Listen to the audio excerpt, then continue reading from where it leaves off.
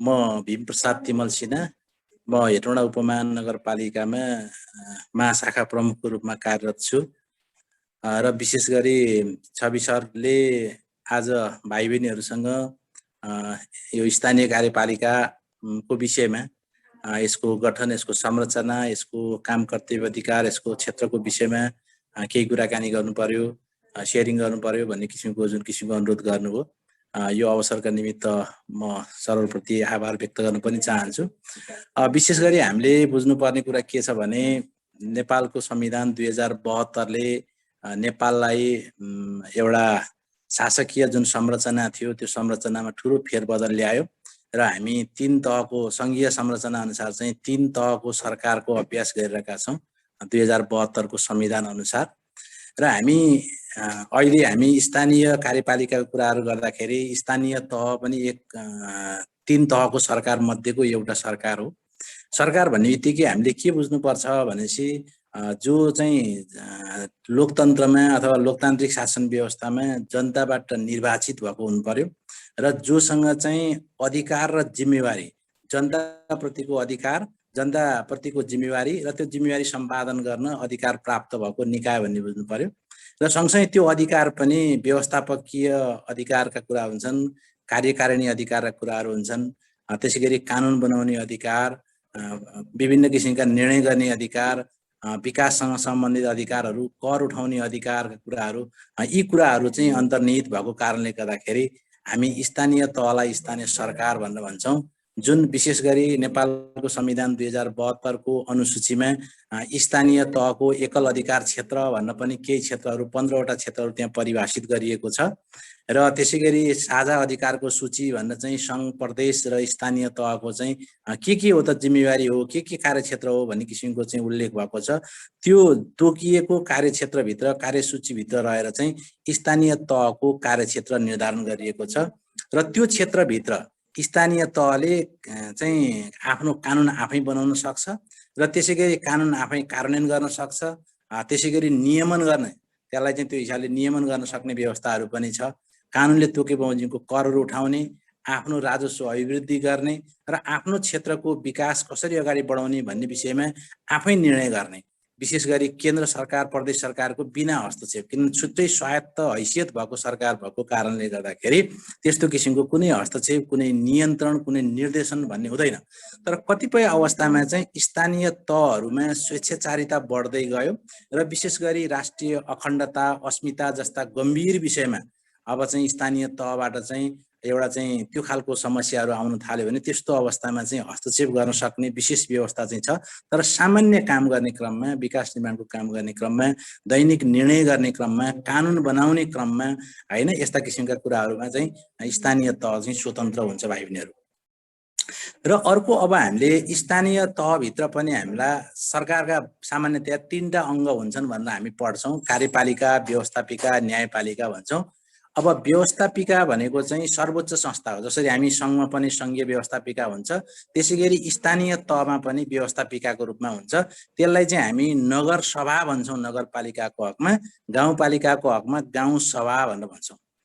अब यो भनेको चाहिँ त्यहाँको सर्वोच्च निकाय हो जुन वर्षको 2 पटक र आवश्यकता अनुसार विशेष परिस्थितिमा पनि सभाको बैठक बस्छ। यो बैठकले, सभाको बैठकले, काउन्सिल भन्छौँ हामी हैन, काउन्सिल मिटिङ भनेको चाहिँ वर्षको 2 पटक, त्यसको काम भनेको मूलतः चाहिँ वार्षिक बजेट र नीति कार्यक्रमहरू पास गर्ने र आफ्नो स्थानीय तहको लागि आवश्यक पर्ने ऐन, नियमहरू, कानुनहरू पास गर्ने। अब महत्त्वपूर्ण ठुल्ठुला खालका डिसिजनहरू जस्तो चाहिँ ठुलो चाहिँ योजनाहरू सञ्चालन गर्ने, ऋणहरू लिने हैन, त्यस्ता कतिपय कुराहरू र कानुनले नगरसभाको निर्णय आवश्यक पर्नेछ भनेर तोकिएका विषयहरूमा चाहिँ विशेष निर्णय गर्ने र एउटा चाहिँ व्यवस्थापकीय रूपमा चाहिँ डिरेक्सन दिने काम चाहिँ नगरसभाले गर्छ, गाउँसभाले गर्छ भन्ने बुझ्नु पर्यो।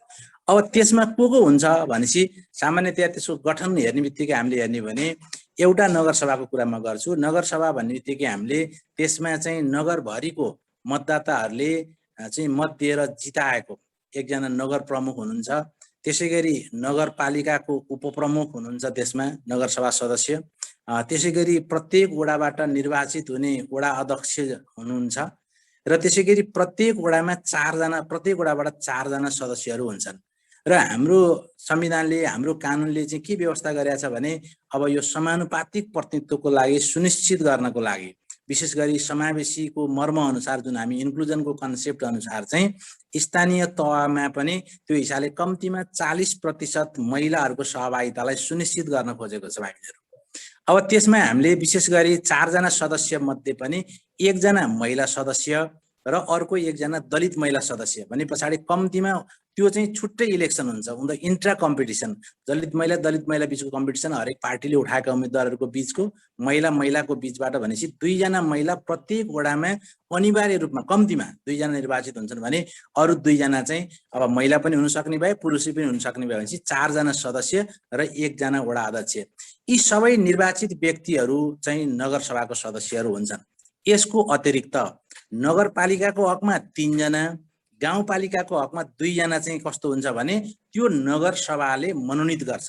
मनोनित कसलाई गर्छ भने पछाडि विशेष गरी दलित र अल्पसंख्यक जसको प्रतिनिधित्व जुन वर्ग जुन समुदायको प्रतिनिधित्व नगरसभामा छैन गाउँसभामा छैन ती वर्ग क्षेत्रबाट चाहिँ छुटेकाहरूबाट किनभने अलिकति इन्क्लुजनको कन्सेप्ट अनुसार पनि विशेष गरी एउटा व्यवस्थापकीय निकायमा सबैको प्रतिनिधित्व सुनिश्चित होस् भन्ने हिसाबले चाहिँ त्यहाँ अल्पसंख्यक जस्तो अब मकवानपुरको सन्दर्भमा हेटौडाको सन्दर्भमा राई दनुवार यहाँका रैथाने जातिहरू भए उनीहरूको प्रतिनिधित्व हुन सक्ला हैन। त्यसैगरी मकवानपुरको अरु पालिकाको हकमा चेपाङहरू हुन सक्लान् भने पछाडि जुन चाहिँ अल्पसंख्यक समुदायहरू छन् त्यो समुदायको तर्फबाट चाहिँ प्रतिनिधित्व गर्ने खालको व्यवस्थाहरू छ।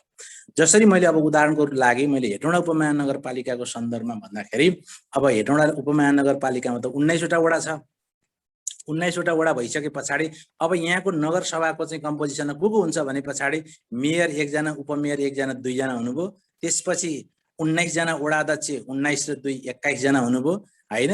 21 जना भइसके पछाडि अरु भनेको 19 चौको 76 त्यो 76 हैन। प्रत्येक वडाबाट 4 जना सदस्य र अरु भनेको 3 जना चाहिँ मनोनित हो। यति जना चाहिँ नगर सभासद हुन्छन् र त्यसमा चाहिँ प्रमुख प्रशासकीय अधिकृत भन्ने हुन्छ जो नेपाल सरकारको संघीय निजामती सेवाको कर्मचारी हुन्छ जो कार्यालय प्रमुखको रूपमा नेपाल सरकारबाट खटाइएको कर्मचारी हुन्छ। त्यो नगर सभाको चाहिँ सदस्य सचिवको रूपमा चाहिँ उहाँले भूमिका निर्वाह गर्नुहुन्छ। अब यो चाहिँ भयो नगर सभा भयो।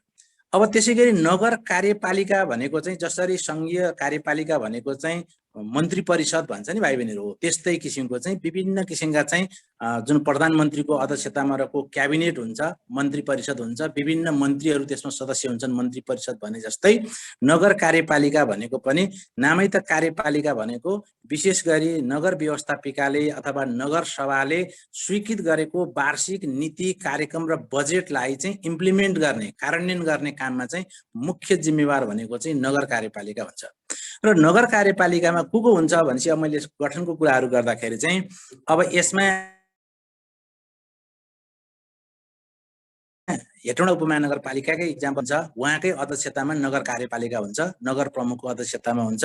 त्यसैगरी नगरपालिकाको उपप्रमुख अनि त्यसैगरी त्यसमा चाहिँ 19 वटै वडाबाट चाहिँ वडा अध्यक्षज्यूहरू चाहिँ नगर कार्यपालिकाको सदस्य हुन्छन् र अरु भनेको चाहिँ 8 जना चाहिँ नगरपालिकाको हकमा 8 जना गाउँपालिकाको हकमा चाहिँ 6 जनालाई चाहिँ हामी कार्यपालिका सदस्य भन्छौं।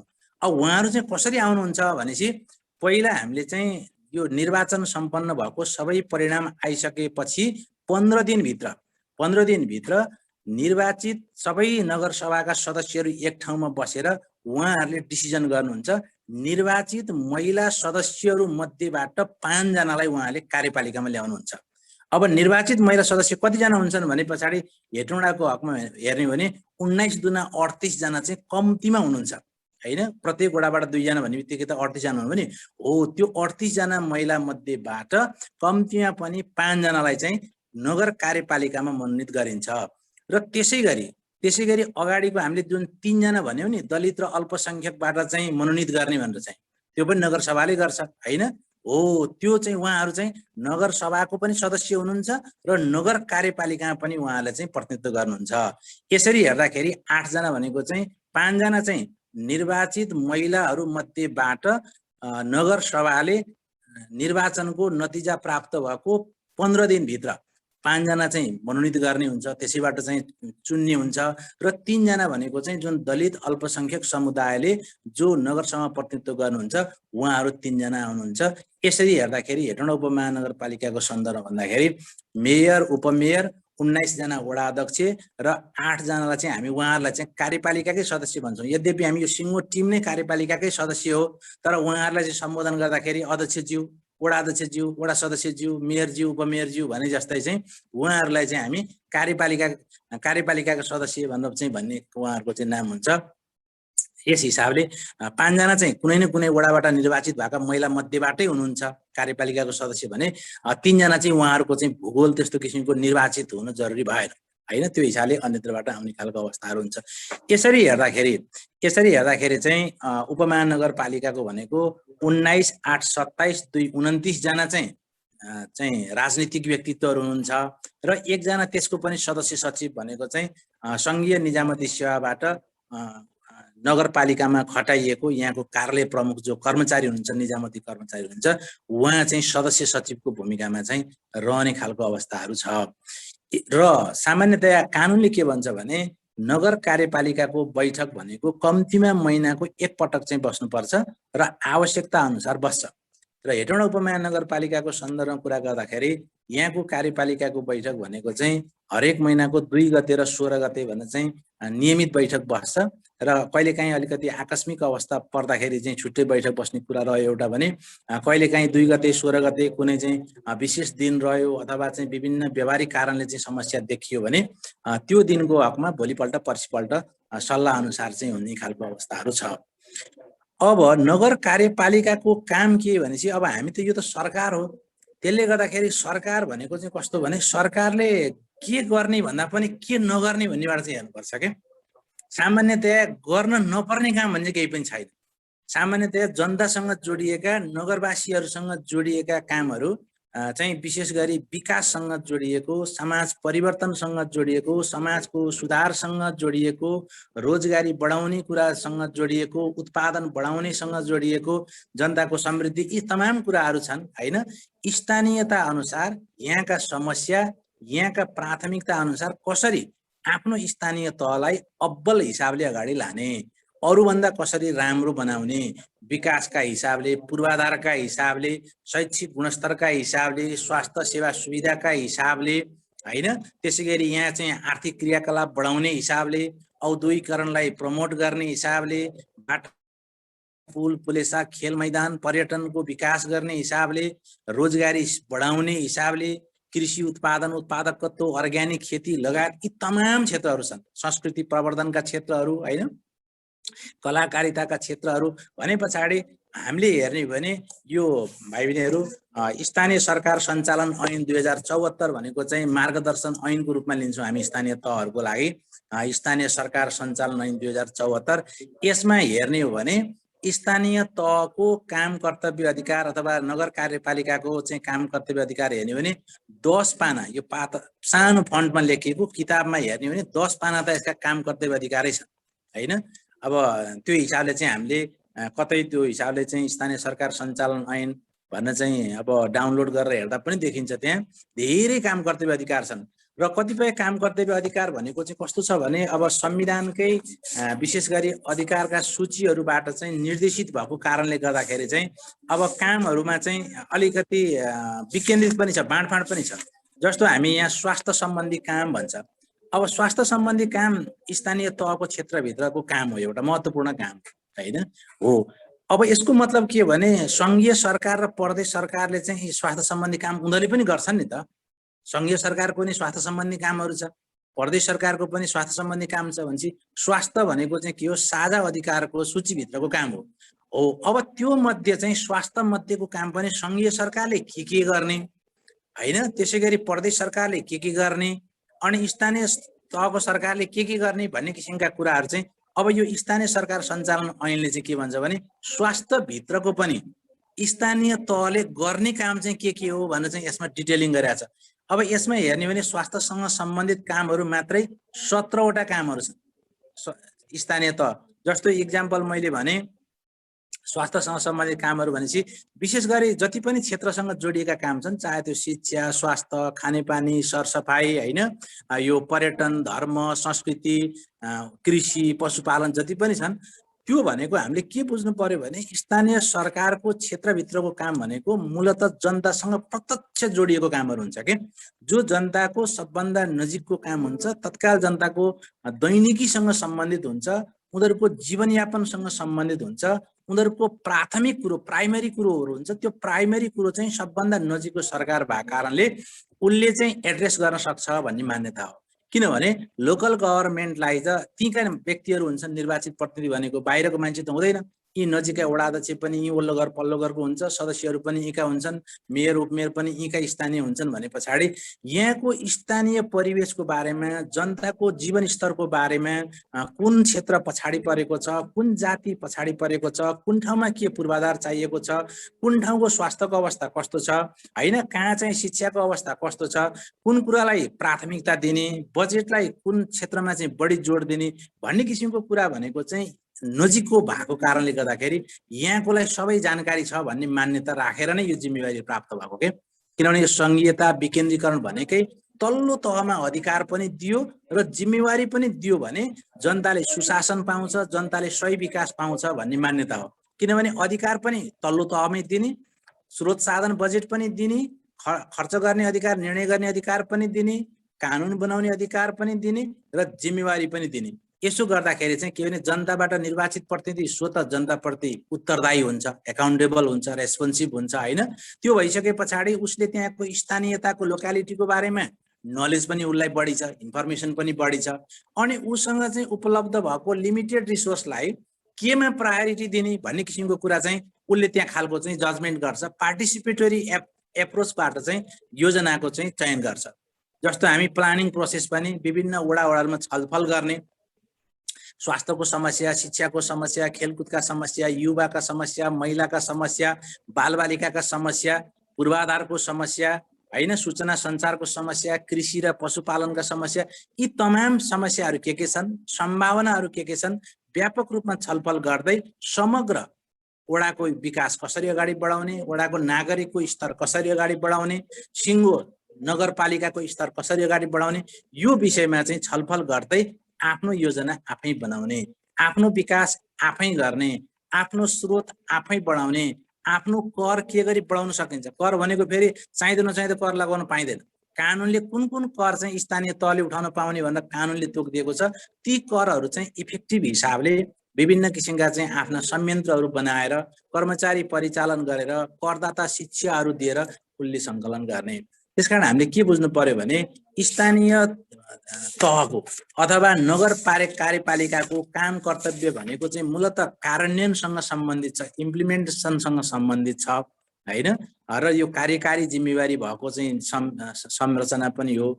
र यसले गर्ने काम भनेको त अब मैले जस्तो अब यो डकुमेन्ट हेर्दाखेरि भाइ बहिनीहरूले पनि देख्ने कुराहरू हो। मैले त्यसलाई धेरै समय खर्चिनँ। वास्तवमा जति पनि हामीले यहाँ हेर्ने भने सबै पढिसके पछाडि चाहिँ यो क्षेत्र छुट्यो है, यो चाहिँ स्थानीय कार्यपालिकाको चाहिँ काम होइन रहेछ है भन्न चाहिँ भन्ने ठाउँै छैन। सबै भए जतिको चाहिँ सबै कुरो समेटिएको छ, जुन हाम्रो परिवर्तनसँग सम्बन्धित छ, हाम्रो विकासको लागि सम्बन्धित छ, जनताको जीवनस्तरसँग सम्बन्धित छ, होइन।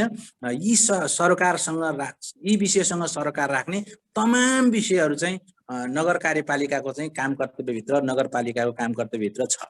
जस्तो उदाहरणको लागि मैले भने यो नगर प्रहरी सम्बन्धी व्यवस्थापन गर्ने, यहाँको चाहिँ विभिन्न किसिमका फुटपाथ व्यवस्थापनदेखि लिएर, होइन, यहाँको चाहिँ अब चाहिँ सहरीकरणलाई व्यवस्थित गर्ने, ट्राफिक म्यानेज गर्ने, यस्ता किसिमका काममा चाहिँ नगर प्रहरीहरू भर्ना गर्ने। अब यहाँ के भन्छ भने 100 वाटसम्मको चाहिँ रेडियो, एफएम रेडियो सञ्चालनको अनुमति दिने, नवीकरण गर्ने, खारेजी गर्ने खालका चाहिँ अधिकार र जिम्मेवारी पनि स्थानीय तहलाई छ। त्यसै गरी विभिन्न किसिमका स्थानीय कर, सेवा शुल्क, दस्तुर जुन कानुनले तोकेको छ त्यहाँभित्र रहेर चाहिँ उसले चाहिँ सङ्कलन गर्ने भनेको छ। त्यसै गरी चाहिँ स्थानीय पूर्वाधार र सेवाको शुल्क निर्धारण गर्ने, यस्ता खालका कुराहरू। त्यसै गरी स्थानीय सेवाको व्यवस्थापन गर्ने भनेपछि विभिन्न कानुनहरू बनाएर चाहिँ कर्मचारी भर्ना गर्ने, कर्मचारीको बढुवा गर्ने, कर्मचारीलाई तालिम दिने, क्षमता विकास गर्ने, यहाँको जनशक्तिलाई चुस्त दुरुस्त बनाउने कामहरू पनि उसको कामभित्र पर्छ। र अर्को भनेको स्थानीय क्षेत्रभित्रको चाहिँ डेटाहरू जुन तथ्याङ्कहरू हुन्छन्, स्थानीय तथ्याङ्कहरू हुन्छन्, यसलाई अभिलेखन गर्ने, डकुमेन्टेसन गर्ने हैन, यसलाई अपडेट गर्ने। हेटौँडा उपमहानगरपालिकाको के चाहिँ छ त भनेपछि जुनसुकै विषयसँग सम्बन्धित कुराहरू पनि एउटा प्रोफाइलको रूपमा, डाटाबेसको रूपमा चाहिँ उसँग चाहिँ अपडेटेड हुनु पर्यो। किनभने तथ्याङ्क भनेको हाम्रो योजना र विकाससँग जोडिन्छ। प्लानिङका लागि हामीसँग डाटाबेस चाहिन्छ। त्यसकारण सबै खाले डाटाहरू चाहिँ स्थानीय तहले सङ्कलन गर्ने भन्छौँ हामी। भाइटल रजिस्ट्रेसनको कामहरू चाहिँ स्थानीय पालिकाले गर्छ। भाइटल रजिस्ट्रेसन भनेको जन्म दर्ता गर्ने हैन, मृत्यु दर्ता गर्ने, पसाई सराईको घटना दर्ता गर्ने, सम्बन्ध विच्छेदको घटनाहरू दर्ता गर्ने, त्यस्ता किसिमका कामहरू पनि स्थानीय पालिकाहरूले गर्छ। अब विभिन्न किसिमका चाहिँ यो विकास आयोजना र परियोजना सञ्चालन गर्ने भनेको चाहिँ अब विभिन्न किसिमका ढल निर्माण गर्ने, बाटो निर्माण गर्ने हैन, आवश्यक पर्ने के हो, पुल पुलेसाहरू निर्माण गर्ने। यी आवश्यकता अनुसार चाहिँ अब मुख्य बजार क्षेत्र छ भने त्यहाँका बाटाहरूलाई अझ बढी फराकिलो बनाउने, अलि सरसफाई गर्ने, राम्रो गर्ने। ग्रामीण क्षेत्र छ भने नयाँ बाटोहरू खोल्ने, यस्ता किसिमका कामहरू पनि नगर कार्यपालिकाले गर्छ।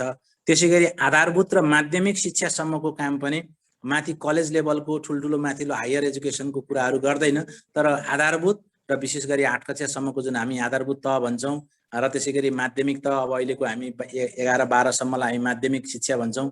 अब यहाँभित्र रहेको चाहिँ यो विद्यालयको नामाकरण गर्ने, विद्यालय गाभ्ने, व्यवस्थापन समिति गठन गर्ने, यहाँको शैक्षिक गुणस्तर सुधारका लागि कार्ययोजनाहरू बनाउने, स्थानीय पाठ्यक्रमहरू स्वीकृत गर्ने हैन, विभिन्न विद्यार्थीको सिकाइ उपलब्धिको मापन गर्ने, विद्यालयहरूको चाहिँ अनुगमन गर्ने, विद्यालय सही ढङ्गले चलेको छ कि छैन यसका किसिमका पूर्वाधारका कुराहरू गर्ने, अब त्यो किसिमले अतिरिक्त क्रियाकलापहरू सञ्चालन गर्ने। यी तमाम कुराहरू एउटा समग्र शैक्षिक विकासका लागि आवश्यक पर्ने, विशेष गरी एउटा गुणस्तरीय शिक्षाको लागि आवश्यक पर्ने इन्भाइरोमेन्ट क्रिएट गर्ने जुन चाहिँ माध्यमिक तहसम्मको लागि छ, यी कुराहरू पनि स्थानीय तहको कार्यक्षेत्रभित्र पर्छ। यी काम पनि नगर कार्यपालिकाले गर्छ भने अब अर्को भनेको आधारभूत स्वास्थ्य र सरसफाइ। आधारभूत भनेको यो मातृ शिशु र बालबालिकासँग सम्बन्धित विशेष गरी चाहिँ खोप लगाउने कामहरू हरेक वडामा चाहिँ स्वास्थ्य संस्थाहरू खोलेको छ उपमहानगरपालिकाले। त्यहाँ गर्भवती महिलाहरूको स्वास्थ्य परीक्षण गर्ने, त्यसै गरी चाहिँ नो होम डेलिभरी सबैलाई स्वास्थ्य संस्थामा चाहिँ प्रसुति सेवा उपलब्ध गराउने, त्यसै गरी चाहिँ प्रसुति भइसके पछाडि, सुत्केरी भइसके पछाडि स्वास्थ्य कर्मीले चाहिँ घर दैलोमा गएर चाहिँ स्वास्थ्य परीक्षण गर्ने, पोषण कोसेलीहरू लाने, त्यसै गरी जन्मिएको बच्चाको जन्म दर्ता गर्ने हैन, आवश्यकता अनुसार चाहिँ विभिन्न किसिमका चाहिँ खोपहरू चाहिँ लगाउने, नियमित रूपमा खोप लगाउने, त्यसमा पनि खोपको कभरेजलाई 100% कसरी पुर्याउने, अनि स्वच्छ खानेपानीको आपूर्ति व्यवस्थापन कसरी गर्ने, यस्ता किसिमका कामहरू चाहिँ स्वास्थ्यसँग चाहिँ विशेष गरी परिवार नियोजन सेवालाई प्रवर्धन गर्ने कुराहरू, त्यसै गरी महिला विशेष गरी बालबालिकामा रहेको चाहिँ यो कुपोषणको कुराहरू, पुड्कोपनको समस्यासँग सम्बन्धित कुराहरू, यस्ता किसिमका कामहरूमा चाहिँ नगरपालिकाहरूको चाहिँ प्राथमिकता रहन्छ। त्यो क्षेत्रमा काम गर्नु पर्यो, त्यो क्षेत्रप्रति दायित्व छ के। विशेष गरी नगरवासीको अब अन्ततः उसले काम गर्ने होइन, आफ्ना नगरवासीहरूको स्वास्थ्य अवस्थालाई कसरी मजबुत पार्ने। यदि कुपोषणको समस्या छ भने त्यो कुपोषणलाई चाहिँ तीव्र खालको कुपोषण छ भने त्यसलाई कसरी न्यूनीकरण गर्ने, काहीँ चाहिँ अब चाहिँ विशेष गरी चाहिँ बर्थिङ सेन्टर धेरै टाढा छ भने त्यो खालको सेवा सुविधा कसरी पुर्याउने, खोप सुविधाबाट बालबालिका वञ्चित छन् भने त्यहाँ कस्तो खालको मेकानिजम, घर दैलोमा स्वास्थ्य कर्मी पठाएर गर्ने हो कि हैन, विभिन्न किसिमका खोप अभियानहरू चलाएर गर्ने हो कि भनेपछि त्यो किसिमको आफ्नो आवश्यकता अनुसार के। काठमाडौँमा एउटा आवश्यकता होला त्यही ढङ्गले काम गर्ने हो। एउटा दूर दराजमा रहेको गाउँपालिका अथवा नगरपालिकाले भनेको त्यहाँको परिवेश कस्तो छ, त्यहाँको भूबनोट कस्तो छ, त्यहाँ पूर्वाधार कस्तो छ, जनताको चेतना स्तर कस्तो छ र ती क्षेत्रसँग जोडिएका विषयमा समस्या कस्तो छ हो, यसमा आधारित रहेर चाहिँ आफ्नो स्थानीयता अनुसार कार्यक्रम गर्ने हो। हेटौँडाले एउटा ढङ्गले गर्यो भने भीमफेदीले त्यही ढङ्गले गर्न जरुरी छैन। थाहा नगरपालिकाको अर्कै अवस्था होला, तर क्षेत्र चाहिँ के हो भने उसले आधारभूत स्वास्थ्यसँग जोडिएका, सरसफाइसँग जोडिएका कामहरू पनि उसले गर्नुपर्ने हुन्छ। त्यसमा कतिपय ठाउँमा नागरिक समुदायलाई परिचालन गर्नुपर्ने हुन्छ, टोल विकास संस्थाहरू गठन गर्ने, टोल विकास संस्थालाई स्वास्थ्य सरसफाइको अभियानहरूमा परिचालन गर्ने, उनीहरूलाई पनि मोटिभेसन गर्ने, यी तमाम कुराहरू। किनभने सरकार भनेको सबै काम आफैले गर्ने पनि होइन। सरकार भनेको चाहिँ एउटा म्यानेजर हो, व्यवस्थापक हो। कतिपय काम चाहिँ उसले निजी क्षेत्रबाट पनि त्यो काम सम्पादन गराउन सक्छ। कतिपय काममा सामाजिक सङ्घ संस्थाहरू परिचालन गर्दाखेरि राम्रो हुन्छ भने त्यसरी परिचालन पनि गर्नुपर्छ। कतिपय कामहरू नागरिक समाज भोलिन्टियर्स हिसाबले चाहिँ युथ क्लबहरू चाहिँ हैन चाइल्ड क्लबहरू आमा समूहहरूलाई परिचालन गर्दाखेरि राम्रो रिजल्ट आउँछ भने त्यो ढङ्गले परिचालन गर्नुपर्ने हुन्छ भने अब कतिपय काम भनेको आफैले गर्नुपर्ने कामहरू पनि हुन्छन् त्यो चाहिँ उसले चाहिँ प्रायोरिटी चाहिँ छुट्याउनु पर्यो प्रायोरिटी के का आधारबाट एउटा उसँग उपलब्ध भएको रिसोर्सेसको आधारबाट एउटा भनेको उसलाई कानुनले कुन कुन क्षेत्र चाहिँ उसको काम कर्तव्य अधिकार भनेर चाहिँ डिफाइन गरिदिएको छ हो त्यो डिफाइन गरिएको चाहिँ कार्यक्षेत्रभित्र रहेर चाहिँ उसले चाहिँ सकेसम्म चाहिँ राम्रो गर्ने अरू पालिका भन्दा अरू स्थानीय तह भन्दा कसरी उत्कृष्ट हुने त्यो ढङ्गले चाहिँ उसले काम गर्ने खालको अवस्थाहरू हुन्छ त्यसैगरी उसले चाहिँ स्थानीय बजार व्यवस्थापन गर्ने बजार व्यवस्थापन भनेपछि कतिपय गाउँपालिकाहरूमा चाहिँ हाट बजारको प्रबन्ध हुन्छ त्यहाँका कृषि उपजहरूले बजार नपाइरहेको हुनसक्छ भने पछाडि चाहिँ बजारीकरणलाई चाहिँ प्रमोट गर्ने काहीँ बजारका लागि आवश्यक पर्ने संरचनाहरू चाहिँ हाट बजारका लागि आवश्यक पर्ने संरचनाहरू बनाउने कामहरू हुन्छ वातावरण संरक्षणको कामहरूको महत्त्वपूर्ण काम छ हैन फोहोर मैलालाई उचित व्यवस्थापन कसरी गर्ने त्यसैगरी हरियालीलाई कसरी प्रवर्धन गर्ने कुराहरू त्यसैगरी औद्योगिक फोहोरहरू चाहिँ उत्सर्जन भइरहेको छ नदी खोलाहरू चाहिँ प्रदूषित भइरहेको छ त्यसैगरी चाहिँ हाम्रो चाहिँ जलमा रहेका पानी पोखरीमा रहेका चाहिँ विभिन्न किसिमका चाहिँ जीवहरू चाहिँ त्यो चाहिँ जल प्रदूषणबाट चाहिँ नष्ट भइरहेछन् भने त्यसलाई कसरी जोगाउने यो पाटोमा पनि स्थानीय चाहिँ तहहरूले काम गर्नुपर्छ कार्यपालिकाको चासोको विषय हुन्छ किनभने वातावरण र विकास भनेको अन्तर सम्बन्धित विषय हो वातावरणलाई हामीले जोगाउँदै अगाडि बढ्यो भने मात्रै विकास दिगो हुन्छ त्यसकारण हाम्रो डेभलपमेन्टलाई सस्टेनेबल बनाउनको लागि चाहिँ हामीले इन्भाइरोमेन्ट फ्रेन्डली पनि हुनु पर्यो त्यसकारण हामीले चाहिँ इन्भाइरोमेन्टको कुनै साइड चाहिँ बिग्रिन थालेको छ भने त्यसलाई जोगाउनका लागि पनि आम जनतालाई परिचालन गर्दै केही इन्टरभेन्सनहरू गर्नुपर्ने छ केही नयाँ काम गर्नुपर्ने छ त्यो पनि गर्दै त्यो कामहरू गर्ने पनि काम हो भने त्यसैगरी यो बायोडाइभर्सिटीका कुराहरू छन् हैन चाहिँ त्यो हिसाबले त्योसँग जोडिएका कामहरू हामीले यहाँका जैविक विविधतालाई संरक्षण गर्ने त्यो पनि एउटा हाम्रो सम्पत्ति हो निधि हो जुन एउटा दिगो विकासको लागि आवश्यक पर्छ ती कामहरू पनि गर्छ भने विशेष गरी यो कृषि सडकका कुराहरू सिँचाइका कुराहरू जस्तो अब हेटौँडाको सन्दर्भमा खेती योग्य भूमि कहाँ छ हैन उत्पादन कसरी बढाउन सकिन्छ पानीका स्रोतहरू कहाँ छन् भने पछाडि अब सिँचाइको प्रबन्ध गर्न सकियो भने यहाँको उत्पादन बढ्ने हो किसानको जीवनस्तर सुधार हुने हो भने पछाडि सिँचाइका कामहरू पनि उसले गर्नुपर्ने हुन्छ त्यसैगरी चाहिँ ग्रामीण सडकहरू कतिपय ठाउँमा चाहिँ कृषि सडकहरू पुर्याइयो भने त्यहाँका कृषि उपजहरू चाहिँ बजारसम्म ल्याउनका लागि चाहिँ अब चाहिँ सहज हुन्छ मान्छेले बोकेर ल्याउँदाखेरि लागत मूल्य बढी पर्न सक्छ त्यही वस्तुले बजारमा आउँदाखेरि मूल्य बढी भएको कारणले वस्तु नबिक्ने हुन सक्छ तर कृषि सडक भइदियो भने के हुन्छ अब उसले सहजै रूपमा चाहिँ ट्रान्सपोर्टेसन चाहिँ त्यहाँ चाहिँ बजारसम्म ल्याउन सक्छ अनि उसले उसको वस्तुले उचित मूल्य पाउन सक्ने हुन्छ अनि भोलि उत्पादन बढ्दै जान्छ अब उत्पादन बढ्दै जाने बजार मूल्य नपाउने हैन चाहिँ बजारमा बिक्दै नबिक्ने हो भने त्यो उत्पादन गर्नुको अर्थ छैन त्यसकारण हामीले उत्पादन पनि बढाउने काम गर्नु पर्यो भने त्यो उत्पादन भएका ठाउँ यदि दूर दराजमा छन् अलिकति विकट ठाउँमा छन् भने त्यहाँका कृषि उपजहरू त्यहाँका उत्पादनहरू बजारसम्म ल्याइ पुर्याउनका लागि आवश्यक पर्ने सडक सञ्जालहरू पनि खोल्नुपर्ने अवस्थाहरू हुन्छ त्यसकारण सडकले विकासलाई बढाउने खालका सडकहरू हामीले खोल्नु पर्यो हामीले खोल्दै गरेका सडकले त्यो सडकको पहुँच पुग्दाखेरि त्यहाँको गरिबीलाई कसरी त्यसले सम्बोधन गर्छ हैन त्यहाँको चीजबिजले कसरी बजार पाउँछ त्यहाँका उत्पादनले कसरी चाहिँ बजार चाहिँ देख्न पाउँछ त्यो हिसाबले गर्न सक्यो भने बल्ल गाउँलेलाई सडक खोलेर चाहिँ त्यसले फाइदा दिएको अवस्थाहरू हुन्छ न त सडक चाहिँ खोल्ने सडकका चाहिँ जिउ र बियर चाहिँ गाउँतिर जाने गाउँमा उत्पादन केही पनि छैन उत्पादन केही पनि नगर्ने त्यसो गर्दाखेरि त्यो सडकले गाउँलाई खासै प्रतिफल दिन सक्दैन भने पछाडि यो हिसाबले कहाँ त्यस्तो किसिमको सम्भावना छ कहाँ सडक चाहिँ विस्तार गर्नुपर्छ कहाँ उत्पादन हामीले बढाउनुपर्छ पहिला उत्पादन बढाउने अनि त्यो हिसाबले चाहिँ कृषि सडकहरू ग्रामीण सडकका कुराहरू पनि पालिका सके भाइ बहिनीहरू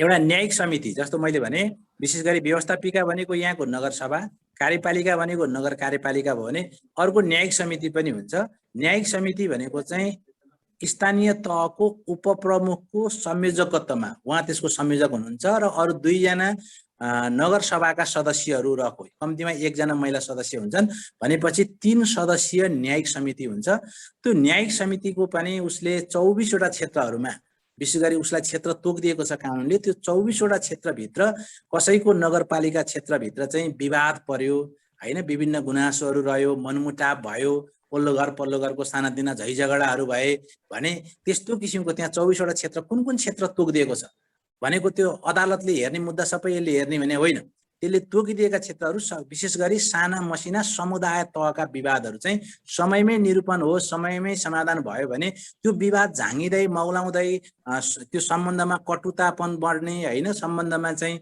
विभिन्न किसिमका चाहिँ त्यसले द्वन्द्वको रूप लिने अवस्था नरहोस् भन्नका लागि चाहिँ त्यो किसिमको मिलमिलापको काम पनि यो स्थानीय तहहरू नगरपालिकाहरूले गरेको हुन्छ, न्यायिक समितिले गरेको हुन्छ। अघि नै मैले भने यो अभिलेख व्यवस्थापनका कुराहरू।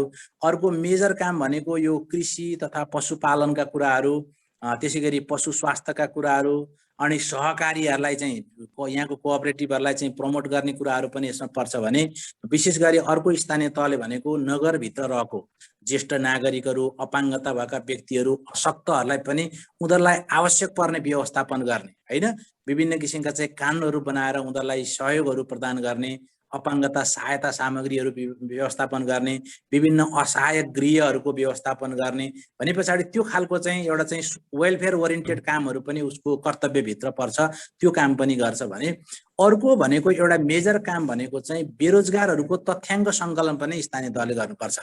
आफ्नो स्थानीय तहभित्र बेरोजगारहरूको सूची तयार पार्ने र त्यो सूचीको आधारबाट चाहिँ उसले विभिन्न स्किल ट्रेनिङका कुराहरू गर्ने हैन, त्यसमा आधारित रहेर उसले चाहिँ रोजगारी सिर्जनाका योजनाहरू बनाउने कामहरू पनि पर्छ।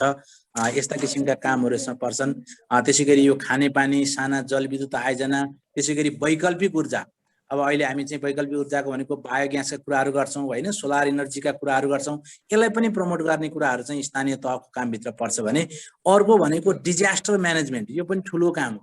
विशेष गरी चाहिँ हरेक ठाउँमा काहीँ डुबानको समस्या हुन्छ, तराईतिर हेरिने डुबानको समस्या छ, काहीँ बाढी पहिरोको समस्या छ, काहीँ वन्यजन्तुको समस्या परिरहन्छ। कतिपय नगरपालिकाहरू चाहिँ राष्ट्रिय निकुञ्जसँग जोडिएका छन्, त्यहाँ गैँडाले मान्छे मारिरहेछ, बाघले मान्छे मारिरहेछ भने पछाडि अब त्यहाँ विभिन्न खालका विपदहरू आइरहन्छन् भने पछाडि यो खालका प्राकृतिक विपदहरू हैन, विभिन्न महामारीहरू आउँदाखेरि चाहिँ त्यति बेला फ्रन्ट लाइनमा चाहिँ बसेर काम गर्ने भनेको लोकल गभर्मेन्ट हो, किनभने ऊ त्यहाँको नागरिकसँग सबभन्दा जिम्मेवार सरकार, नजिकको सरकार भयो नि त, यसो छाम्दा भेटिने सरकार भयो, त्यहाँ सरकारका प्रतिनिधिहरू ती हुन्छन् भन्ने भएपछि यस हिसाबले विपद व्यवस्थापन, डिजास्टर म्यानेजमेन्टको काम पनि गर्छ भने आफ्नो क्षेत्रभित्र रहेको विभिन्न जलाधारका कुराहरू हैन, वाटरसेड एरियाहरू, त्यसैगरी खानीहरू, खनिज पदार्थहरू, त्यस्तो किसिमको वन्यजन्तुहरूको संरक्षण गर्ने, अनि त्यसैगरी त्यो क्षेत्रमा रहेको भाषा संस्कृतिको संरक्षण प्रवर्धन गर्ने, विभिन्न जात जातिहरू हुन सक्छन्, त्यहाँका मौलिक चाहिँ जात जातिका चाहिँ उनीहरूका आफ्ना कल्चरहरू हुनसक्छ हैन,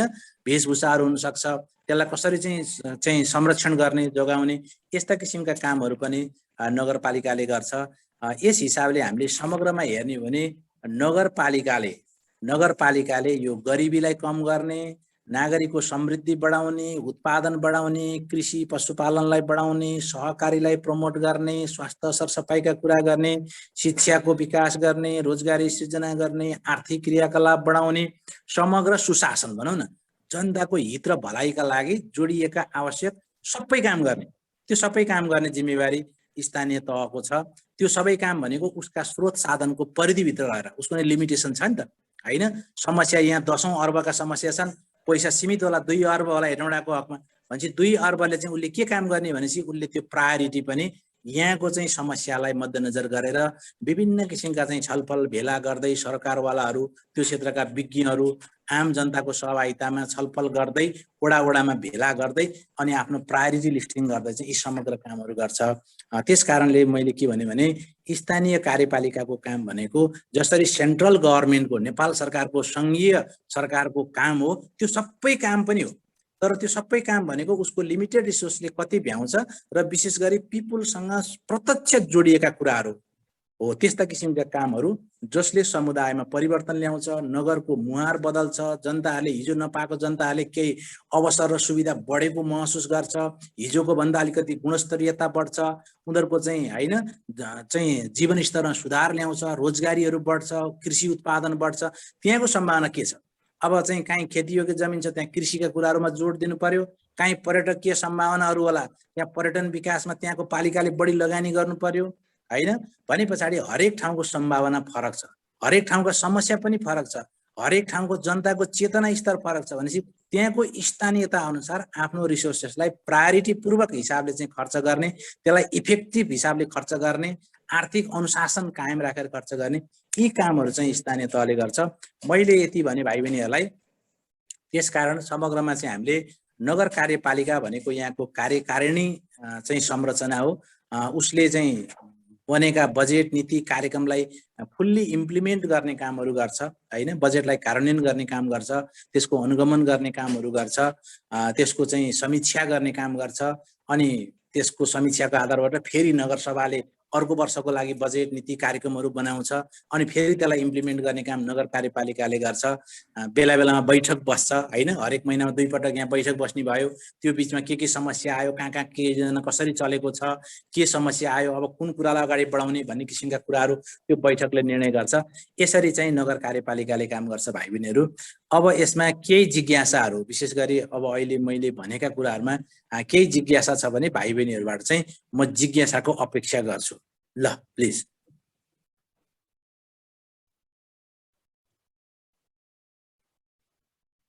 ओके, धेरै कुराहरू त सरले यहाँनिर भाइ बहिनीहरूले प्रश्न सोध्नै नपर्ने गरी राखिसक्नु भएको छ हैन। अब यो बीचमा पनि भाइ बहिनीहरूसँग त्यस्तो केही जिज्ञासाहरू छन्, जस्तो नगर कार्यपालिकाको काम कर्तव्यहरूको विषयमा पनि भनिसक्नु भएको छ, संरचनाको विषयमा, काम कर्तव्यको विषयमा त अझ डिटेलमा सरले यहाँनिर भनिदिइसक्नु भएको छ। अब भाइ बहिनीहरूको मनमा चाहिँ त्यस्तो केही कुराहरू लागेको छ जुन चाहिँ सरलाई सोध्नुपर्छ भनेदेखि क्रमैसँग सोध्न सकिन्छ है त।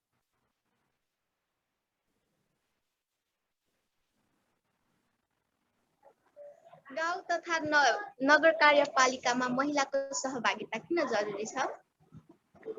यस्तो सामान्यतया हामीले जस्तो किन सहभागिता जरुरी छ भन्ने किसिमका कुराहरू भन्दाखेरि चाहिँ यो हाम्रो विकासको प्याटर्न हेर्दाखेरि के देखियो भने विगतदेखि नै हाम्रो विकास भनेकै एउटा चाहिँ के कुरा रहेछ भने गर्दै जाने अनि त्यसको रिजल्ट के आउँछ त्यसको समीक्षा गर्दै विकासको डिफिनिसनहरू पनि चेन्ज हुँदै आएको छ के।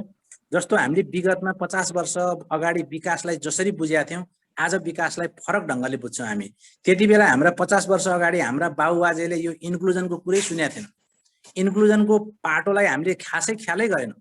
तर अहिले विकास जुन ढङ्गले हामीले विकासका लागि इन्भेस्ट गर्यौँ, जुन खालको डेभलपमेन्ट मोडल अनुसार हामीले काम गर्यौँ, तर हाम्रो विकासले रिजल्ट के देखायो भने हाम्रो विकासमा विशेष गरी सबै वर्ग जात जाति सबै लिङ्गको उत्तिकै एक्सेस भएन छ, उत्तिकै चेन्जेस ल्याउन सकेन छ हैन। त्यसकारण विकास भनेको त सबैको अधिकारको विषय पनि हो, सबैको स्थितिमा परिवर्तन ल्याउने प्रोसेस हो डेभलपमेन्ट भनेको।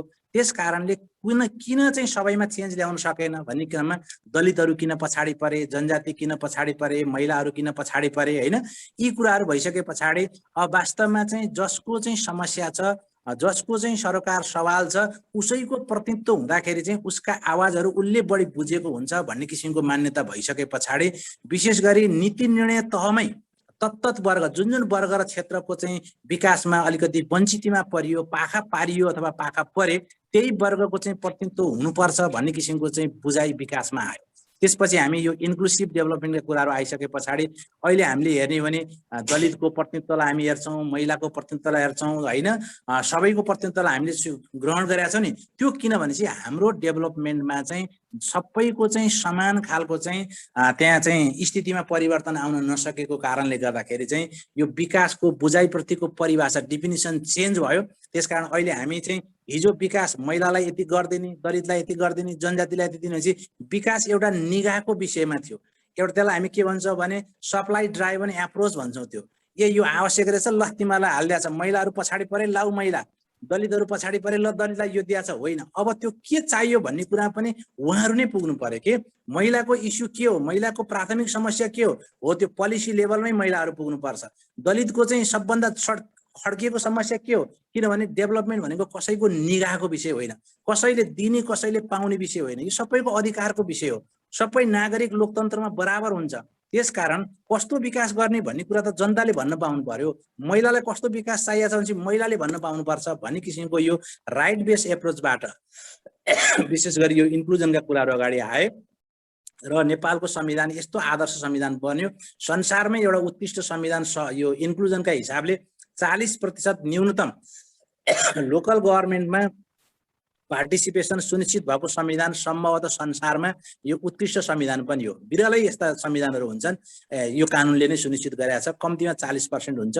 मेयर उपमेयर मध्ये एकजना कम्तीमा महिला पार्टीले महिला उठाउनै पर्छ, चाहे त्यो महिला होस् अथवा मेयर होस् चाहे उपमेयर होस्। एउटा पार्टीले आफ्नो उम्मेदवार खडा गर्दाखेरि भने पछाडि यो हिसाबले हेर्दा हामी हरेक स्थानीय तहमा अहिले उपमेयर मेयरै हुन नसके पनि उपमेयर चाहिँ जो डेपुटी मेयर छन् प्राय अधिकांश महिलाहरू निर्वाचित हुनुभएको छ। प्रत्येक वडामा 5 जना मध्ये कम्तीमा 2 जना महिला हुनुहुन्छ भनेपछि 40% प्रत्येक वडामा प्रतिनिधित्व छ भने पछाडि यो हिसाबले इन्क्लुजनको कुराहरू आयो। अर्को केही तपाईले धेरै कामहरू गर्नुभयो। ती कामहरू मध्ये तपाई एउटा कर्मचारी भइकन आफ्नो व्यक्तिगत हिसाबले चाहिँ कुन कामलाई बढी महत्त्व दिन चाहनुहुन्छ र किन? यस्तो एउटा काम भनेको के भने सामान्यतया हामीले कामलाई चाहिँ वर्गीकरण गर्दाखेरि चाहिँ जनरली एउटा भनेको चाहिँ पूर्वाधार विकाससँग सम्बन्धित काम।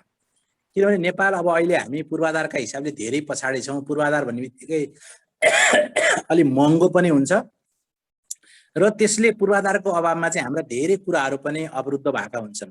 जस्तो हामी सडकको कुराहरू गर्छौँ हैन, त्यसैगरी ढल निकासका अलिकति सहर बसिसकेका ठाउँमा ढल निकासका कुराहरू गर्न सक्छौँ।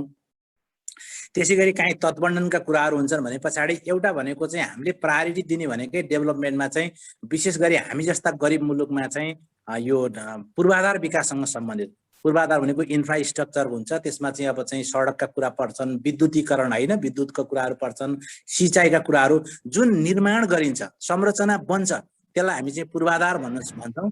त्यसलाई चाहिँ हार्डवेयर, त्यो हार्डवेयरको पाटोमा एउटा पाटो छ भने अर्को डाइमेन्सन भनेको चाहिँ सफ्टवेयरको कुराहरू। सफ्टवेयर भनेको चाहिँ मान्छेको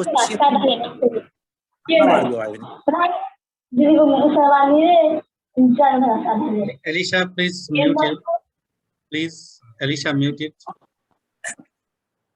अब अर्को काम भनेको चाहिँ विशेष गरी चाहिँ नागरिकको चेतनासँग यो सामाजिक परिचालन, सामाजिक विकास, मानव विकाससँग सम्बन्धित छ। त्यसमा भनेको जस्तो हामीमा भएको अन्धविश्वासहरू हट्दै जाने, महिला र पुरुष बीचको विभेदहरू छन् त्यसलाई कसरी हटाउने, जातीय विभेदहरू कसरी हटाउने, बाल विवाहलाई कसरी अन्त्य गर्ने हैन, बाल विकासलाई कसरी चाहिँ बाल श्रमहरू कसरी कम गर्ने, त्यसैगरी चाहिँ बहुविवाहलाई कसरी निरुत्साहित गर्ने, जुवा तासलाई कसरी नियन्त्रित गर्ने, यो पनि एउटा चाहिँ समाजको सभ्य समाजको लागि चाहिँ आधारभूत कुराहरू भन्छ। यी पाटाहरूमा चाहिँ नागरिक समाजको सहभागिता जुटाउँदै, किनभने त्यो परिवर्तन गर्न हरेक नागरिकले पनि चाहन्छ। हरेक नागरिक आफूलाई सभ्य र सुसंस्कारित भनेर चिनाउन चाहन्छ।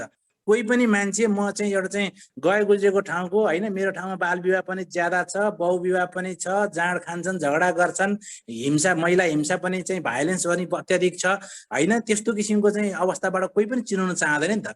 आफूलाई त जसले पनि चाहिँ अलिकति सुसंस्कारित राम्रो समुदाय बस्ती वडाको मान्छे भनेर चिनाउन चाहन्छ। हो, त्यो नागरिकको चाहनालाई महसुस गर्दा त्यसलाई सङ्गठित गर्दै विशेष गरी स्थानीय सरकारले त्यसलाई अगुवाई गर्दै विभिन्न किसिमका चाहिँ अभियानहरू चलाउने, बाल विवाह मुक्त स्थानीय तह, बाल श्रम मुक्त स्थानीय तह, जुवा तास मदिरा रहित, हिंसा रहित हैन, पूर्ण साक्षर, पूर्ण खोपयुक्त, यस्ता किसिमका कामहरू पनि पालिकाले गरे। त्यसैगरी अर्को भनेको चाहिँ हामीले भनेको अहिले पछिल्लो समयमा चाहिँ बालबालिकामा चाहिँ गरिने खर्चलाई हामी चाहिँ लगानी भन्छौँ। फेरि यो खर्च होइन, बालबालिकाको लागि जति हामी खर्च गर्छौँ त्यो भनेको चाहिँ चिल्ड्रेनमा गर्ने इन्भेस्टमेन्ट, जुन हामी एक्सपेन्डिचर भन्छ त्यसलाई इन्भेस्टमेन्ट भन्छ। हो, बालबालिकामा लगानी बढाउनु पर्छ भन्ने किसिमको चाहिँ यो सिङ्गो सरकार विश्वकै बुझाइ हो। किनभने अब अहिलेको बालबालिकामा हामीले विशेष गरी अझ चाहिँ सुरुमा चाहिँ गर्भावस्थादेखि नै विशेष गरी सुरुको 2 वर्षसम्मको पिरियडलाई हामी जुन 16,000 दिन भन्छौँ, यति बेला बालबालिकाले चाहिँ राम्रो पोषण पायो, राम्रो इन्भाइरोमेन्ट पायो, खोप पायो, यी वातावरण पायो भने अब उसको चाहिँ बौद्धिकताको विकास पनि त्यही ढङ्गले हुन्छ, शारीरिक विकास पनि त्यही ढङ्गले हुन्छ भने पछाडि अब बालबालिकाको लागि चाहिँ उचित वातावरण निर्माण गर्नको लागि अब स्थानीय तहले आफ्नो मेहनत बढाउनु पर्यो। विशेष गरी अब त्यहाँ चाहिँ नो होम डेलिभरीका कुराहरू गर्ने, खोपका कुराहरू गर्ने, पोषणका कुराहरू गर्ने हैन, बालबालिकालाई चाहिँ विभिन्न किसिमका चाहिँ अब चाहिँ यो विद्यालय पूर्वका शिक्षाका लागि लगानी गर्ने, अतिरिक्त क्रियाकलापलाई प्रमोट गर्ने, बालबालिकाको लागि खेल मैदानको कुराहरू गर्ने, बाल अधिकारलाई चाहिँ सम्बोधन गर्ने किसिमका चाहिँ के कुराहरू छन्, हो त्यो कुरामा आधारित रहेर चाहिँ कार्यक्रमहरू बनाउने। यो हिसाबले हामीले हेर्दाखेरि अब के कुरामा प्रायोरिटी भन्ने भने जसरी हाम्रा मानव शरीरका सबै अङ्गहरूको चाहिँ उत्तिकै महत्त्व छ, कोही अङ्गको अलि बढी भूमिका छ, कोहीको कम छ, तर एउटा अङ्ग नहुँदाखेरि चाहिँ मानव हेर्दाखेरि त राम्रो देखिएन नि त। एउटा चाहिँ मानवलाई चाहिँ राम्रो देख्नको लागि चाहिँ उसको 2टा आँखा पनि हुनु पर्यो, कान पनि हुनु पर्यो, कपाल पनि हुनु पर्यो, हात खुट्टा ठाउँमा हुनु पर्यो हैन। त्यो भए जस्तै त्यसै गरी हामीले चाहिँ अब यहाँको स्थानीयता अनुसार प्रायोरिटी दिने चाहिँ स्थानीय तहको काम हो। तर सबै क्षेत्रलाई हामीले सही ढङ्गले चाहिँ सबै क्षेत्रमा इन्भेस्टमेन्ट भयो भने चाहिँ एउटा पर्फेक्ट डेभलपमेन्ट हुन्छ। नत्र हामीले भए जति बजेट सबै पूर्वाधारमा लगानी गर्यौँ भने पनि डेभलपमेन्ट चाहिँ गडबडी हुन्छ। बाटो चाहिँ राम्रो बन्छ तर त्यो बाटोमा हिँड्ने मान्छे गतिला भएनन्, सकारात्मक सोच र चिन्तनका भएनन्, दिनभरि जाँडखारा लड्ने भए, श्रीमती कुटेर हिँड्ने भए, केटाकेटीलाई श्रममा पठाउने भए, तथानाम बोल्दै हिँड्ने भए भनेपछि त्यो समाज त विकसित भएन, सभ्य भएन नि त। भने पछाडि एउटा मानवलाई सामाजिक र मानवीय विकासका कुराहरू पनि सँगसँगै लानुपर्छ। बालबालिका समग्र भोलिका चाहिँ एक हिसाबले चाहिँ अबको 20 वर्ष पछाडि भनेको त अब अहिलेका चाहिँ युवा बालबालिकाहरूले चाहिँ भोलि देश चलाउनु पर्ने, समाज चलाउनु पर्ने भनेपछि उनीहरूलाई कसरी सकारात्मक लाइनतिर लाने हैन, त्यो पाटोमा पनि अहिलेदेखि हामीले ख्याल गर्नुपर्छ। अब अहिलेको चाहिँ बालबालिकालाई हामीले सकारात्मक हिसाबले चाहिँ एउटा कर्तव्यबोधी नागरिक बनाउन सकेनौँ, समाजप्रतिको जिम्मेवारी सिकाउन सकेनौँ भने अब भोलि हाम्रो विकास कतिर जान्छ भनेपछि त्यो पाटोमा पनि स्थानीय तहले चाहिँ अब हामीले बढी ख्याल गर्नुपर्छ। विशेष गरी भने पछाडि यी कुराहरू छन्। त्यसकारण के कुरामा प्रायोरिटी भन्दा पनि कतिपयले पूर्वाधारमा प्रायोरिटी दिनुपर्ने अवस्था छ, कतिपयले पूर्वाधार अलि भइसकेका पालिकाहरूले चाहिँ अब उनीहरूले अब अरू पूर्वाधारलाई पनि मेन्टेन गर्दै अरू पाटोहरूमा पनि जोड दिनुपर्ने अवस्थाहरू हुन्छ। त्यसकारण यी सबै पाटाहरूलाई चाहिँ प्यारलली लान सकियो भने चाहिँ सन्तुलित विकास हुन्छ, दिगो विकास हुन्छ भन्ने हो।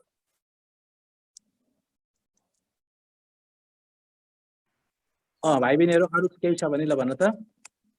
नगर कार्यपालिकाको मुख्य आय स्रोत के हो? नगर कार्यपालिकाको मुख्य आय स्रोत भनेको अहिलेको हामीले बजेटको स्रोत हेर्ने भने नेपाल सरकार सङ्घीय सरकारबाटै प्राप्त हुने चाहिँ जुन अनुदान पैसाहरू हो त्यही अनुदानमा धेरै स्थानीय तहहरू निर्भर छन्। र नगरपालिकाको चाहिँ स्रोत भन्ने बित्तिकै हामीसँग चाहिँ 3-4 प्रकारको स्रोत हुन्छ। एउटा सङ्घीय सरकारबाट प्राप्त हुने अनुदान, एउटा प्रदेश सरकारबाट प्राप्त हुने अनुदान, एउटा स्थानीय तह आफैले चाहिँ सङ्कलन गर्ने राजस्व कर दस्तुरहरू चाहिँ तीन किसिमबाट हुन्छ। त्यसमा पनि सङ्घीय सरकार र प्रदेश सरकारबाट प्राप्त हुने अनुदान पनि 2 किसिमको हुन्छ। एउटा चाहिँ सशर्त हुन्छ, सशर्त भनेको यो काममा खर्च गर भनेर कार्यक्रमै तोकेर चाहिँ बजेट पठाइदिने हुन्छ। एउटा चाहिँ निशर्त, निशर्त भनेको शर्त नतोकिएको यति पैसा पठाछौ त्यसमा आफ्नो आवश्यकता अनुसारको चाहिँ काम गर भनेर चाहिँ तोकेर पठाउँछ अनुदान। यसरी सङ्घीय सरकारको अनुदानको भोलम चाहिँ सबभन्दा बढी चाहिँ वेटेज त्यसमा हुन्छ, प्रदेश सरकारको भोलम अलिक कम हुन्छ। दोस्रो हेटौँडाको हकमा भन्यो भने सङ्घीय सरकारको अनुदान पछाडि दोस्रो ठुलो बजेट हाम्रो भोलम भनेको हेटौँडा उपमहानगरपालिकाको आन्तरिक स्रोतबाट हो। अब आन्तरिक स्रोत भनेको चाहिँ के हुन्छ भनेपछि नगरपालिका आफैले रसिद काटेर जुन नगरपालिकाले कर उठाउँछ त्यसलाई हामी आन्तरिक स्रोत भन्छौँ। जस्तो हेटौँडा उपमहानगरपालिकाको सबभन्दा ठुलो आन्तरिक स्रोत भनेको चाहिँ यहाँको एकीकृत सम्पत्ति कर हो। हरेक नागरिक नगरवासीहरूले घर जग्गाको चाहिँ वार्षिक रूपमा चाहिँ जुन कर तिर्छन्। त्यसै गरी अर्को आन्तरिक स्रोत महत्त्वपूर्ण स्रोत भनेको विशेष गरी यहाँको प्राकृतिक स्रोत साधनबाट प्राप्त हुने यो ढुङ्गा गिटी बालुवा जुन बगरतिरबाट प्राकृतिक स्रोतबाट जुन हामी ट्याक्स लिन्छौँ त्यो ट्याक्स एउटा महत्त्वपूर्ण स्रोत हो। अर्को भनेको नक्सा पास दस्तुरबाट, नक्सा पास जुन घर बनाउनुभन्दा अगाडि हामी नक्सा पास गर्छौँ त्यसबाट दस्तुरहरू लिइरहेका हुन्छौँ। अर्को स्रोत भनेको राजमार्ग सडकमा त पाइँदैन तर अरू सहायक मार्गमा पनि त्यो सडक प्रयोग गरे बापत चाहिँ सडक दस्तुर भनेर लिन्छौँ। त्यो सडक दस्तुरबाट प्राप्त हुने चाहिँ शुल्कहरू हुन्छन्। अब अर्को भनेको व्यवसाय कर, नगरपालिका क्षेत्रभित्र व्यवसाय गर्नेले चाहिँ हरेक व्यवसायले चाहिँ इजाजत लिएर व्यवसाय कर वार्षिक रूपमा तिर्नुपर्छ भनेपछि सबै पसलहरूले तिर्ने व्यवसाय कर। अर्को भनेको घर बहाल करहरू हुन्छ, विज्ञापन कर जुन एडभर्टाइज राखेको हुन्छ होइन त्यसले विज्ञापन कर तिर्छ भने पछाडि चाहिँ यस्ता। त्यसै गरी प्रदूषण शुल्कहरू उसले लिएर हुन्छ। कुनै संरचना आफैले बनाएको छ भने त्यो भाडामा लगाएर पनि त्यसले आम्दानी गरे हुन्छ। जस्तो हाम्रो बसपार क्षेत्रमा झन्डै 250वटा चाहिँ पसल कवलहरू उपमहानगरपालिकाले बनाएको सटरहरू छ। त्यो सटरबाट चाहिँ भाडा उसले आर्जन गरिरहेको हुन्छ। घर बहाल कर, बहालमा लगाउने व्यक्तिले आर्जन गर्यो भने त्यो आर्जनको पनि उसले 10% घर बहाल कर तिर्नुपर्छ भनेपछि यसरी कानुनले धेरै कुराहरू चाहिँ उसलाई कर यो कर उठाऊ है भनेर दिएको छ होइन। त्यही करहरू नै हो। हेटौँडाको हकमा भने 2टा चाहिँ कर मुख्य हो। एउटा भनेको चाहिँ प्राकृतिक स्रोतबाट जुन चाहिँ खोलाबाट उठ्ने चाहिँ ढुङ्गा गिटी बालुवाहरू जुन किसिमको हुन्छ त्यसबाट प्राप्त हुने रोयल्टी जुन कर हुन्छ। अर्को भनेको एकीकृत सम्पत्ति कर भनेको जुन प्रत्येक नगरवासीले आफ्नो चाहिँ घर जग्गाको मूल्याङ्कन गराएर चाहिँ प्रत्येक वर्ष तिर्छन् त्यो हो। र तेस्रो भनेको चाहिँ व्यवसाय कर हो हेटौँडाको हकमा चाहिँ भन्यो भने। आज अलिकति समय पनि हामीले धेरै लिइसकेका छौँ सरको है, लगभग अन्तिमतिर आइपुगेका छौँ। अन्तिममा मैले सरलाई एउटा प्रश्न सोधेर यो टुङ्ग्याउन चाहे यसलाई चाहिँ केन्द्र सरकारसँग समन्वय गर्नको लागि स्थानीय सरकारको लागि हेटौँडा उपमहानगरपालिकाको हकमा चाहिँ केही त्यस्तो समस्या अहिलेसम्म भएको छ कि छैन यो अधिकार क्षेत्र बाँडफाँडको विषयलाई? जस्तो यसमा के छ भने सामान्यतया केन्द्रसँगको चाहिँ अब चाहिँ टसलिङ चाहिँ हुँदैन, किनभने त्यो ग्याप अलि बढी छ नि त। जस्तो सङ्घीय सरकार र अब कतिपय कुराहरू समन्वयको पाटोमा अब हिजोको अवस्थामा चाहिँ कस्तो थियो भने प्रायः चाहिँ एउटा केन्द्र सरकारको एउटा निकायको रूपमा रहँदाखेरि चाहिँ धेरै कुरा केन्द्रमाथि निर्भरता थियो। हिजो गाविस नगरपालिका हिजो पनि थिए नि त, पहिला पनि थिए, यो 72 सालको संविधान आउनुभन्दा अगाडि। अब अहिले भनेको चाहिँ सामान्यतया भनेको चाहिँ अब केन्द्रले दिने अनुदान पनि एउटा फर्मुला बेस्ड छ। त्यसले गर्दाखेरि यति आउँछ भन्ने किसिमका कुराहरू त्यसमा अब चाहिँ रसाकसी गर्नुपर्ने अथवा चाहिँ अलिकति पहुँच बढी हुनेले बढी पाउने, कम हुनेले कम पाउने भन्ने किसिमको कुरा छैन, त्यसमा समस्या भएन। अर्को कुरा भनेको हिजो पहिला चाहिँ कस्तो हुन्थ्यो भने केन्द्र सरकारले यहाँको अनुगमन गर्ने, नियमन गर्ने अलिकति कतिपय हस्तक्षेप गर्थ्यो। अब अहिले त्यो हस्तक्षेप गर्ने, नियमन गर्ने, नियन्त्रण गर्ने पनि हुँदैन। उसले भनेको यहाँको चाहिँ क्यापासिटी कसरी बढाउने, यहाँ आवश्यक पर्ने स्थानीय कानुनहरू बनाउनका लागि मस्यौदा कानुनहरू चाहिँ उसले बनाएर चाहिँ सपोर्ट गर्ने हैन, ती कुराहरू छन्। त्यसले गर्दाखेरि अब अहिले भनेको चाहिँ अब मेजर कतिपय कुराहरू भनेको स्थानीय सरकारको आफ्नो स्रोत साधनले गर्न नसक्ने ठुलठुला खालको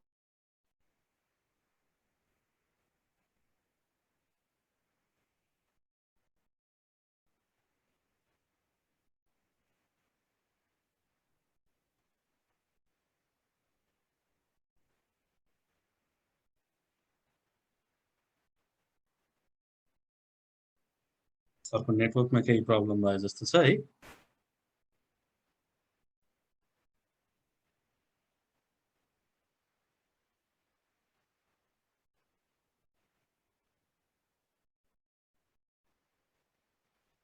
सरको म्युट भइरहेको छ सर।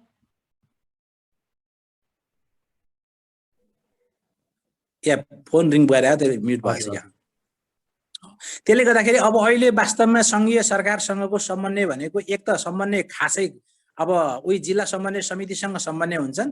अनि स्थानीय तहमा समस्या के छ भने अहिले जुन किसिमको चाहिँ एक खालको चाहिँ अधिकार र जिम्मेवारी आयो, त्यो अधिकार र जिम्मेवारी निर्वाह गर्नको लागि चाहिँ इन्स्टिट्युसनल क्यापासिटी चाहिँ कमजोर छ स्थानीय तहहरू। किनभने एकैचोटि धेरै खालको जिम्मेवारी पनि आयो, अधिकार पनि आयो, त्यो अधिकार र एउटा सरकारकै हैसियतमा काम गर्नु पर्यो नि त। अब हिजो एउटा निकाय मात्रै थियो भनेपछि अब अहिले सरकारकै हैसियतमा काम गर्नु परेको अवस्था भएको कारणले अब सबै स्थानीय तहको एउटै क्यापासिटी त छैन भने पछाडि त कतिपय त भर्खर हिजो गाविसबाट चाहिँ सामान्य पूर्वाधार भएका पनि ती पनि स्थानीय सरकारै भएका छ नि त। अब न त्यहाँ कर्मचारी जान मान्छ, सरोबार अन्त हिँडिरहेको हुन्छ, कर्मचारी पनि उसले क्वालिटी ह्युमन रिसोर्स पाएको हुँदैन, पर्याप्त जनशक्ति पनि छैन। अनि काम चाहिँ सरकारकै हैसियतमा गर्नुपर्छ, अनि काहीँ जनताको हरेक गुनासो उसैले सम्बोधन गर्नुपर्ने अवस्था छ भने पछाडि यो खालको च्यालेन्जिङ कुराहरू छ। त्यसकारण अब लोकल गभर्नमेन्टको चाहिँ इन्स्टिट्युसनल क्यापासिटी बढाउनको लागि जनशक्तिहरू जुन सङ्घीय सरकारका निजामती कर्मचारीहरू हुन्छन्, अब यो समायोजन हुने क्रममा पनि धेरैले चाहिँ अलिकति सुगम ठाउँ रोजे, दुर्गम ठाउँमा जनशक्ति पर्याप्त पनि छैन हैन।